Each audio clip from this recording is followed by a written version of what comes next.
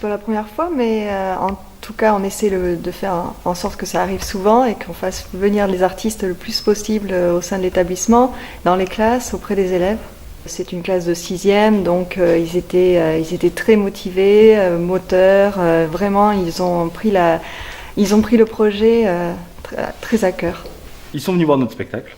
Donc déjà, on a pu commencer à parler de ça, de voir comment, ce qu'ils en avaient pensé et comment on pouvait nous mettre en scène une histoire ensemble.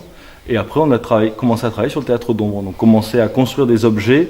Et ce qu'on fait dans notre spectacle, et ce qui m'intéressait aussi de travailler avec eux, c'était d'avoir un peu les deux côtés en même temps. C'est-à-dire que le côté fabrication d'ombre, et qu'il soit visible, que ce ne soit pas uniquement la projection d'ombre qui fasse ce spectacle, mais qu'on ait deux plans. Le plan artisanal où on montre un peu comment c'est fabriqué, et en même temps le plan rêverie sur l'écran de projection. On propose 2 types d'interventions dans les classes, des ateliers où l'artiste va une fois dans les classes et donc les enfants restent à peu près 3 heures avec l'artiste en le voyant une fois.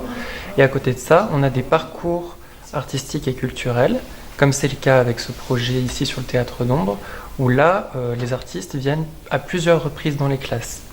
Et ça peut se construire sur tout type d'art en spectacle vivant, c'est-à-dire la danse, le théâtre d'ombre, le théâtre, le cirque. On peut aussi aller du côté des arts plastiques avec des parcours de création plastique. C'est de l'initiation, ça leur donne un aperçu. Ils peuvent aussi mettre la main à la pâte pour s'initier non seulement à la création plastique mais au jeu. Ça leur donne un contact et aussi pour des enfants qui peut-être n'auraient pas eu l'occasion, en dehors de ce cadre-là, de se familiariser avec les arts, qui n'auraient pas pu avoir ce contact autrement.